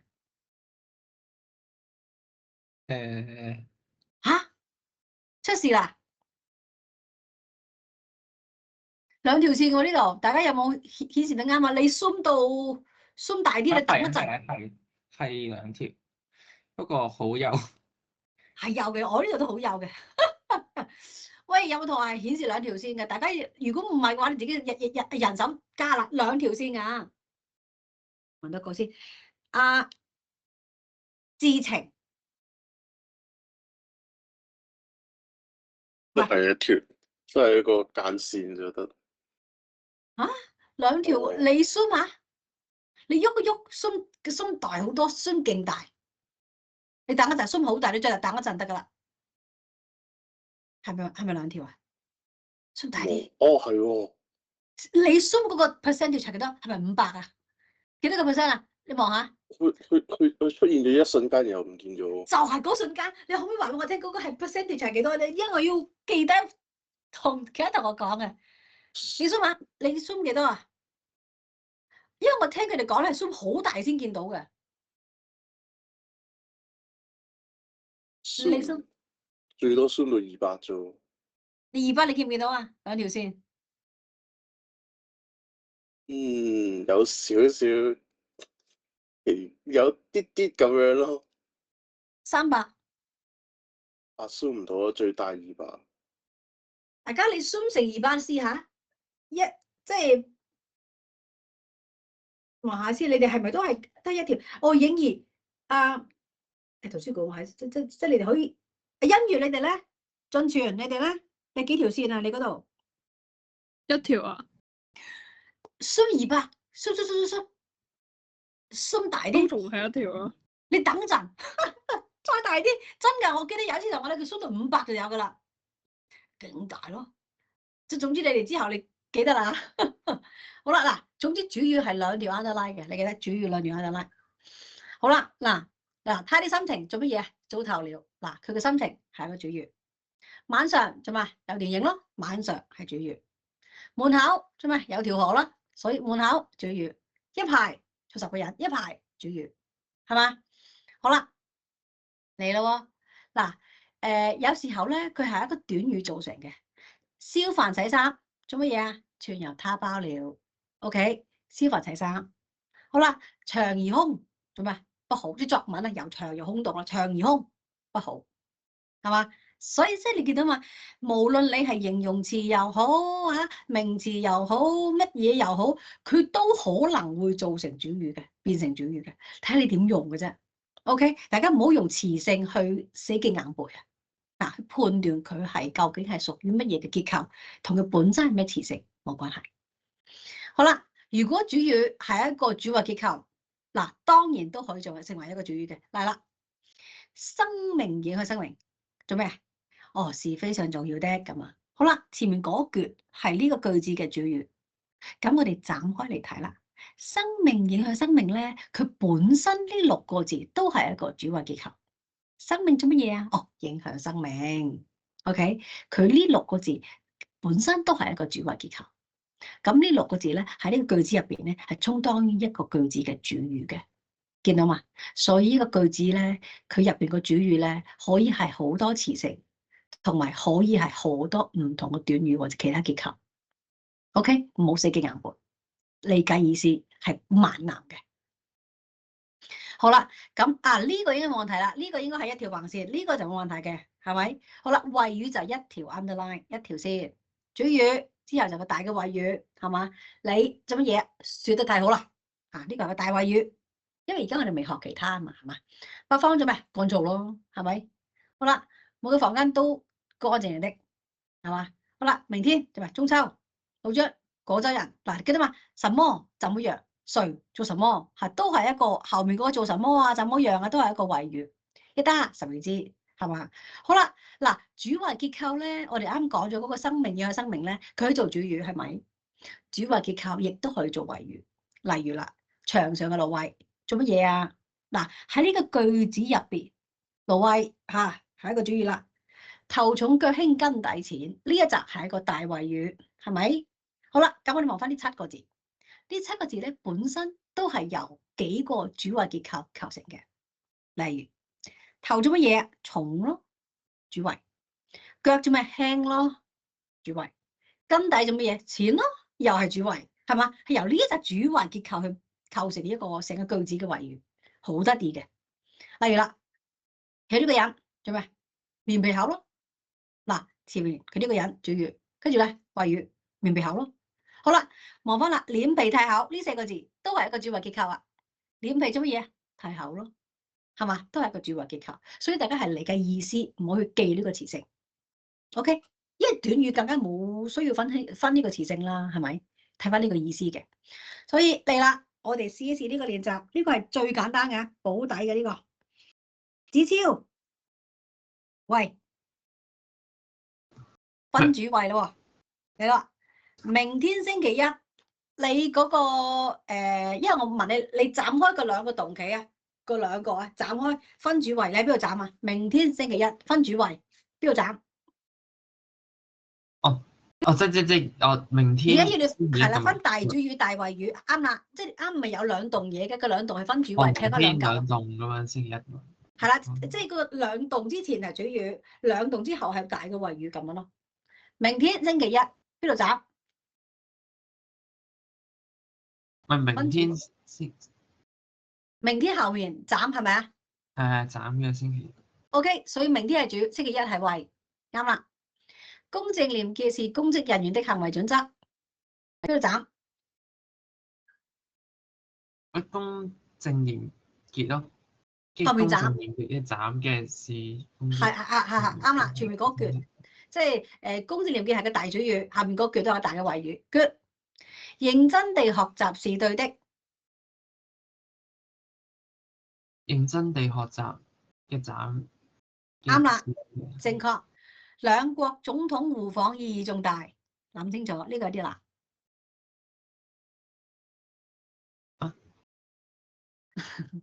喺邊度斬啊？呢度兩國總統咯。如果兩國總統互訪意義重大，你覺得互訪係歸前定歸後啊？兩國總統互訪應該係。係啦，兩國總統互訪做咩啊？意義重大咯，所以互訪後面斬嚇，互訪即係成個係個大主語。OK， 最後一個踢足球給了他很多樂趣，喺邊度斬啊？踢足球。啱啦，good， 完全正確。好，請抽答案。所以有時候咧，大家即係如果係偏理科嘅同學咧，你可以試下。係咧，即係社科啊、理科嘅同學咧，你嗰啲或者係，總之你咪文科學生啦嚇，文科可以靠理解嘅嚇，理科學生咧你可以試下去睇翻係啦，即係什麼樣呢啲咁嘅公式咧，你哋配啊，因為我知道你哋啲思維咧好 logic 嘅，按照呢個思維應該都冇問題嘅。係啊，你誒用理性思維同感性思維去判斷咧，總之你係用咗好嘅方法啱你就得㗎啦嚇。抽完我呢個。進全聽未啊？喂，進全喺度，行開咗。喂，欣月咧，欣月抽完未 ？OK 啦，OK 啦。好嚟啦。下面咯喎，下面咧係個賓語啦。嗱，呢其實都唔難嘅，主要係賓嚇，目前唔難啫嚇。好啦，賓語咧，咦，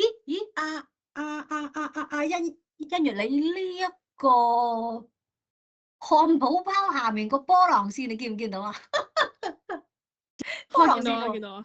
漢堡包嗰度啊，咁下面笑容同埋學術觀點下面嗰個波浪線見唔見到？有啊有啊。咁得啦啊，咁呢個波浪線 OK 嘅，係啦嗱，咁我哋講啦，賓語咧係用波浪線去標記嘅。OK， 你記一記呢啲咁樣嘅符號啊，記一記啊，即係因為我哋之後嘅練習嘅答案咧，都係用呢種方法嚟去即係開估嘅，公佈答案嘅。佢唔會話俾你聽邊個係咩語嘅，係用呢啲符號嘅。如果你呢啲錯咧，你都對錯答案啊。睇翻呢一個啦。好啦，嗱，我哋講主謂賓啦。嚟啦，咁啱咧，我係冇講到賓語嘅，講主謂嘅啫，所以小新做咩？吃漢堡包咧係成個大嘅謂語，大嘅謂語係咪？好啦，咁呢個大嘅謂語入邊咧，佢有賓語啦，有啲咩狀語啦、補語啦，有好多唔同嘅語嘅 ，OK。只不過咧，我哋係將佢，當時我哋啱學嘅時候學主謂啫嘛，未學到賓語啊嘛，係咪？咁呢個賓語咧，我哋再細分咧，就係呢一個謂語嘅呢個 keywords。其實吃漢堡包咧係一個大嘅謂語，但係個謂語入邊有個 keywords 咧就係吃，係啦。主語係小新，謂語就係吃乜嘢咧？吃呢個謂語嘅作用對象咧就係呢個賓語啦，就係漢堡包。所以呢度漢堡包咧係一個賓語。OK， 好啦，你唔好理呢個術語啊！我特登唔讀呢個詞啊，我驚你揀錯啊！我唔好理佢啊。吃咧，你唔好理佢啊，係啊，我當佢係個動詞啊。OK，呢啲佢唔屬於句子成分，係個動詞嚟嘅咋。OK， 好啦，咁呢個動詞嘅作用對象咧就係個賓語。OK， 就係漢堡包。好啦，譬如他露出了笑容，他主語露出嚇，即係個大嘅謂語啦。好啦，露出對象咧係咩啊？笑容，笑容就係個賓語。好啦，譬如我們交流過學術觀點，我們主語交流過啲咩啊？動詞嘅作用對象哦，學術觀點，所以呢個咧就係一個賓語啦。OK， 好啦，嗱，同你啦，大家唔好去記呢啲咁樣嘅詞性嘅，唔好理佢。總之咧，我哋多睇例子。嗱，呢度咧，佢係一個看啊、提交呢啲係個動詞咧，下面係一條線嘅嚇，係表示呢個謂語啦。動詞嘅作用對象咧就係個賓語。看電視，看嘅對象係電視，電視就係賓語。小明提交報告，提交對象報告，報告就係個賓語。家裏來客人了，來嘅對象客人，客嘅就係個賓語。我要曬咩？曬嘅對象太陽，太陽就係曬嘅賓語。好啦，呢個列車嗱，離開乜嘢？離開上海，離開嘅對象上海，咁上海就係賓語。生嗱 A is B， 生是咩啊？是一種樂器。OK，A is B，is 係個動詞，動詞嘅對象係個樂器，係咪？咁呢個時候樂器就係一個賓語。鋁屬於輕金屬嚇，屬於咩啊？屬於個對象輕金屬，所以係一個動詞嘅作用對象就係呢個賓語啦。另外啦，嗱，有一個比較唔善嘅地方，大家留意翻呢一個煙戒了他吧。同學咧，嗱，可能就要問啦，哎呀，呢一個點解他係個賓語嘅？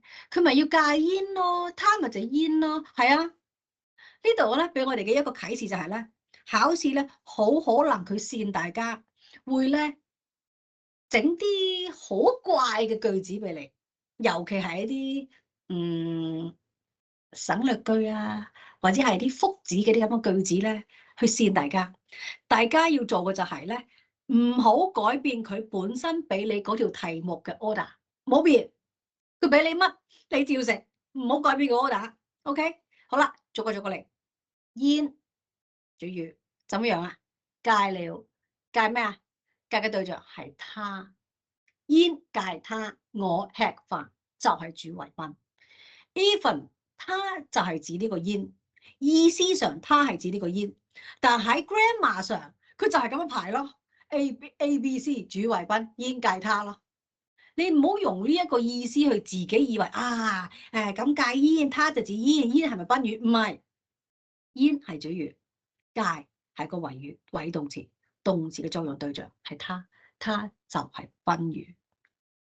OK， 所以我哋見到句子唔好喐佢吓，照食，你就記得呢個啲照食，俾乜嘢嘅 order 照食，唔好改啲順序，佢特登嘅。OK， 嗱，呢個就係我哋可能會試嘅地方啦，係個賓語。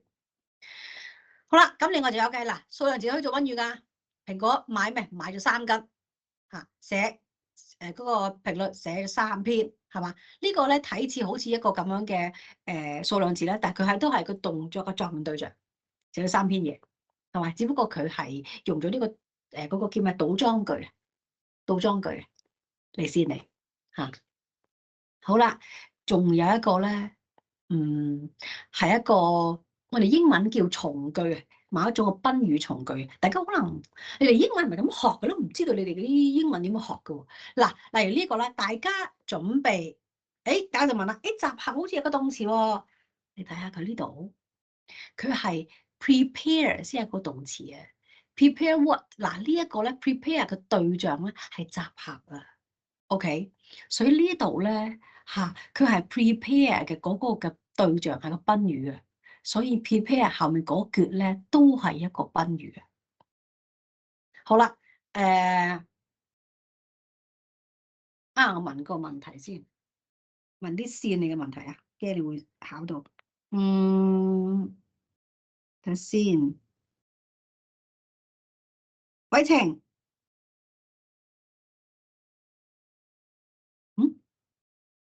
喺度嗎？偉晴喺度嗎？行偉總，咁啊，咁揾呢個先。俊龍咧翻嚟未？喂，俊龍翻嚟未？喺度。啱我叫你哋喺度嚟大家準備食飯、看書、睇電影。咁呢個賓語係咩啊？大家準備食飯、看書、睇電影。賓語係咩啊？先啦，記得準備後面所有一嚿都係準備嘅對象，係個賓語，就係食飯、看書、睇電影呢一紮都係一個準備嘅對象，所以呢一個打包呢一嚿全部都係個賓語，得唔得 ？OK， 好，大家準備打你，OK。你啊？賓語係咩？賓語係咩啊？你唔係，係打你，係 beating you， 唔係 beat you。一 prepare doing 啊 ，OK， 下面嗰個係 ing 啊。嗱，我就驚你咁樣啦 ，OK， 即係好似大家準備睇電影，係大家 prepare watching，OK， 就唔係 watch， 明唔明？所以下面嗰句就係線你啦，就係打你係一個賓語，得唔得？俊龍 get 唔 get？ OK。好啦，嗱，如果係咁樣嘅話咧，同你我料定嗱 ，I think，OK，I hope 係咪 ？I like 嗱呢一紮咧，大家你學英文咧有冇學過咁嘅賓語從句啊 ？I think that，I hope that 嗱呢一嚿你會這樣做咧，就係嗰個 that 啦。啊，呢個就係線你啦。OK， 即係我諗嘅後面嗰成嚿嘢，嗰大堆嘢，係咪？呢一個都係一個賓語嗱，俊龍你唔好走住，都係你噶啦。我諗今日食咩，聽日食咩，後日食乜嘢？呢個句子嘅賓語係咩啊？諗嘅後面咯。係啦，你理得我後面有幾長，係咪？即係考試就會咁線你咯嚇，你唔好理佢，你冇咁緊張。係我料定，I think 下面嗰句都係個賓語咁樣咯。嗱，或者我中意。後面嗰句都係一個賓語，中意嘅對象，係咪？I hope， 我希望下面嗰句都係一個嗰個賓語，明唔明我意思啊？諗下，所以下面嗰句咧可能就係佢嘅一個我哋叫賓語嘅大嘅從句啊。你會這樣做呢個咧係嘛？我理得你呢句知有幾長啦嚇，即係總之就係料定嘅對象啦。OK， 明唔明啊？即係我心諗嘅後面嗰扎，你諗啲乜嘢咁？呢個都唔關事啦，係咪？我當你後面我諗成個故事啦，係咪？但係都係我諗個賓語㗎，係咪？咁呢個都係我哋講嘅一個賓語嘅，冇俾人試到啦。呢個就成日考㗎啦，呢個都係啲即係個比較線嘅一個位置之一啦。好啦，嗱嚟啦，如果係咁嘅話咧，嗱俊龍都係你㗎，你唔好走住啦。你如果你唔得，即係要重點去調教呢個。這個房間有20平方米。好啦，你可以話俾我聽呢個句子嘅謂語動詞係咩？謂語動詞而家問你攞出一個動詞啊。有。OK 有。好啦，賓語咧有個對象就係賓語。20平方米。係啦，20平方米係個賓語。OK good。他打破了一個茶杯，謂語動詞。打破。OK 打啦嚇，OK， 因為你哋未學補語。OK 打破啱啦，對象。一個茶杯。應該都啱嘅，不過你哋未學定語嚇，咁其實茶杯㗎，杯一個，我當你啱啦，啱啦。小紅終於露出了微笑。OK， 謂語動詞。露出。賓語。微笑。老張把這些錢給你們倆。哎呀，嗰個謂語動詞係給啊。咦？你咁醒目嘅？點解你又唔係把嘅？動作直接啊嘛，直接就係個給啦，係咪？好啦，所以呢個賓語你應該都知道啦。賓語係咪？給個對象。你們倆。係啦，你們倆嚇，把這些錢咧嚇，佢係喺給，佢係收死呢個給嘅嚇，係我哋後面講嘅嚇，呢個係狀語嚟嘅嚇，我哋之後先講。好啦，最後一條話啦，呢個線啊，聽落。不少人喜歡看韓劇，謂語動詞。喜歡賓語咧？看韓劇。係啦，嗱，你一定要啱呢條啦，啊，全部正確。同學仔，大家去，你見呢個答案咧，有字、打字、路字呢啲咧係一條線嘅，係一個謂語動詞嚇。我特登唔講呢兩個字嘅，我驚你搞錯，係個動詞，謂語動詞。跟住啦，紅色 underline 咧，紅色嘅波浪線咧係一個賓語嘅。啊，有冇同學見到波浪線㗎？有啲淺啊呢度啊，茶杯波浪線、微笑波浪線、你們倆波浪線、看韓劇係波浪線、喜歡 like 咩 watching Korean drama 咁樣啦。OK， 所以呢個咧係 like doing 嘅，成個看韓劇咧係 like 嘅賓語。OK， 嗱呢一個即係搞掂咧，我先至冇問題啦。因為我哋班咧即係講開又講啦嚇，我哋班好似好醒目喎，目前冇乜人係棘住喺度，幾好啦。呢個抄完就可以落堂啦 ，OK？ 抄完就可以離開啦，拜拜。抄完先啦，抄完呢個啊，抄完可以走啦，拜拜。好，我都聽。